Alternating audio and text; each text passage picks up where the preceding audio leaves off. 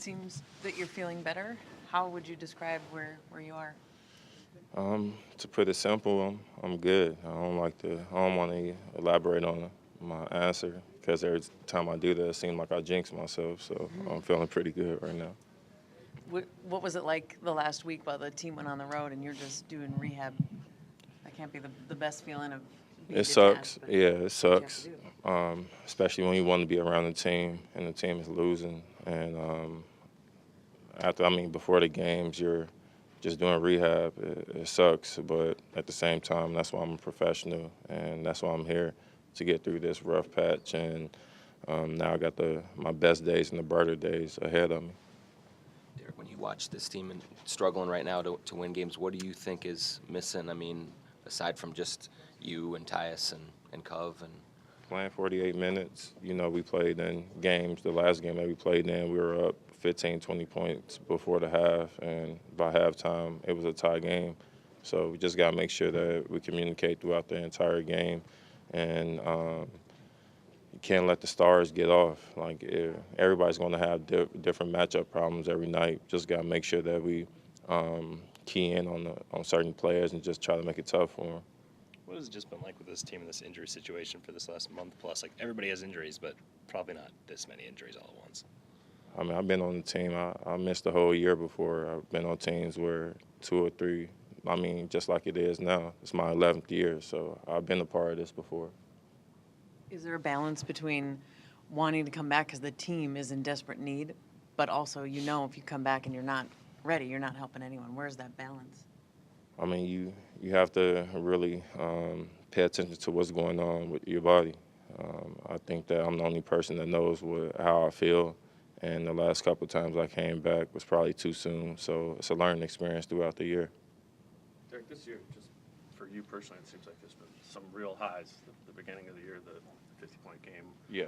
And then also, it seemed like Tibbs leaving was a low. Is this just been so up and down? Are you feeling fatigued, or are you just like, I've been here for 11 years? Yeah, it's my 11th year.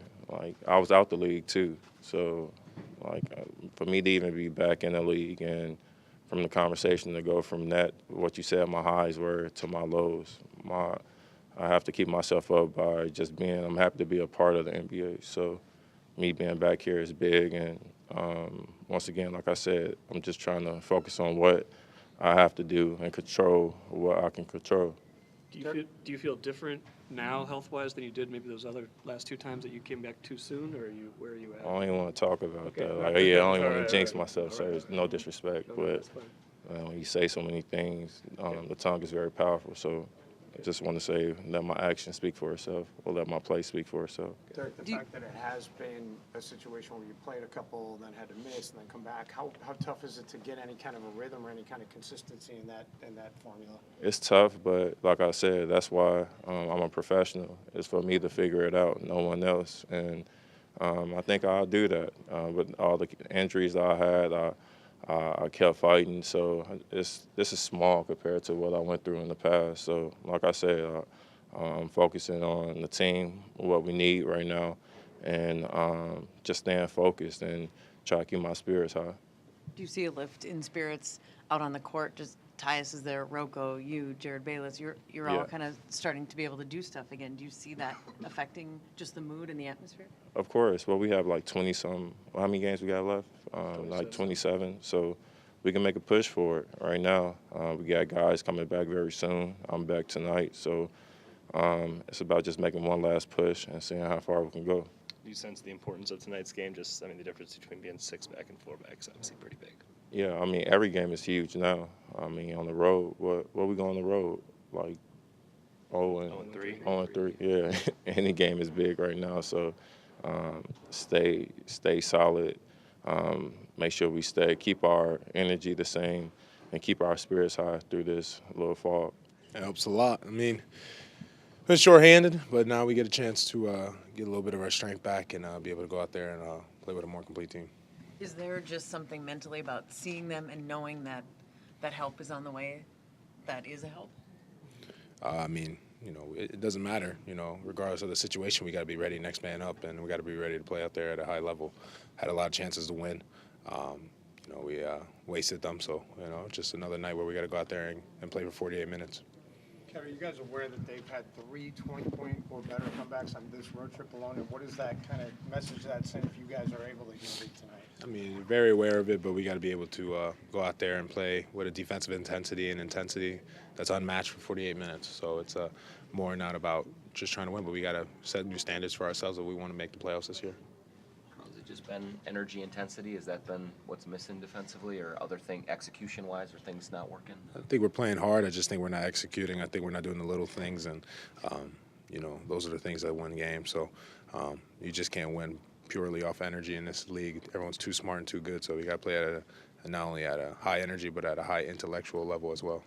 Carl, you guys have had a ton of close games, especially since Ryan took over.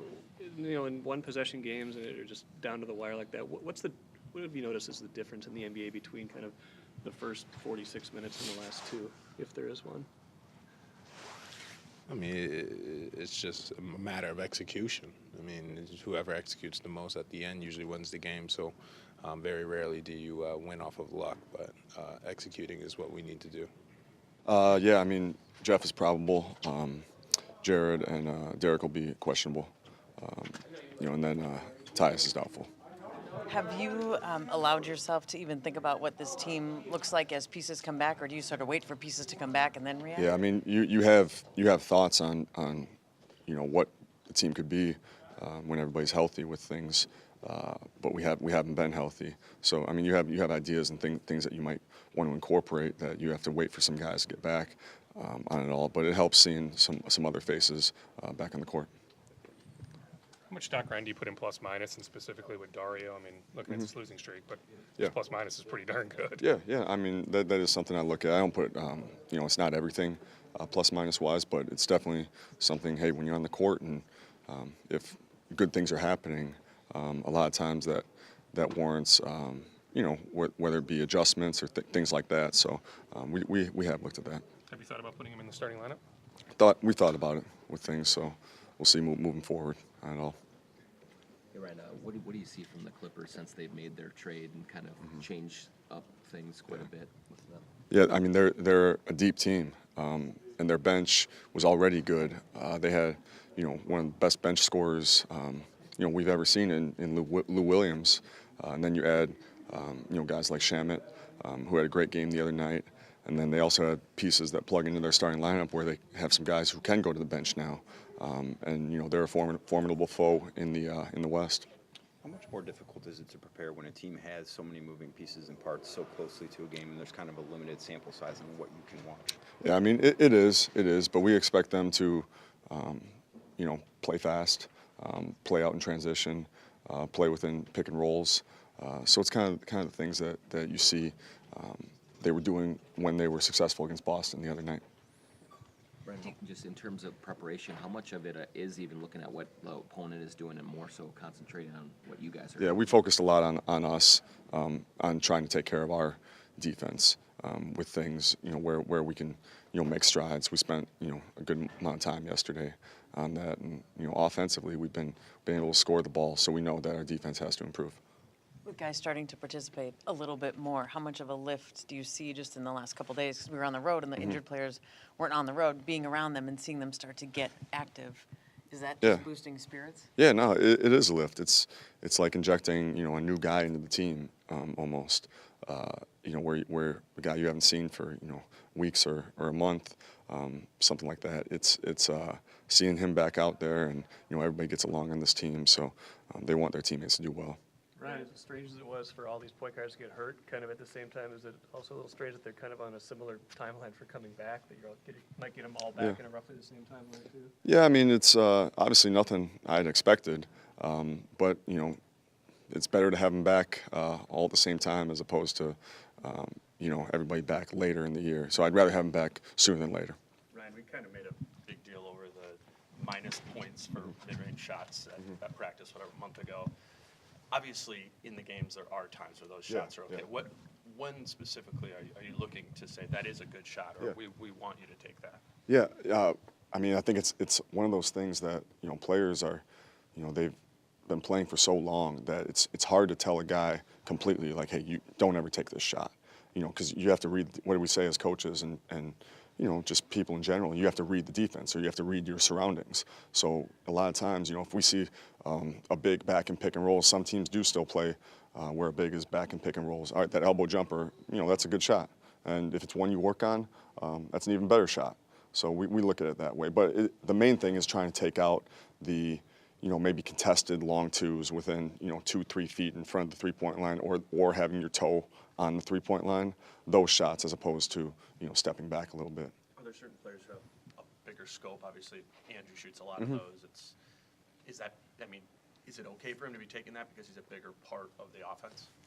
Everybody's gonna be a little bit different, but we're still gonna stress what we stress. But we understand that some guys are more comfortable, and it might take a little more time. Has it just been obvious, I guess, the gravity of this game? Practice yesterday, Shootaround today. I mean, the difference between being 6-back and 4-back obviously is pretty massive. Yeah, it's big. We understand this is a team that's in front of us.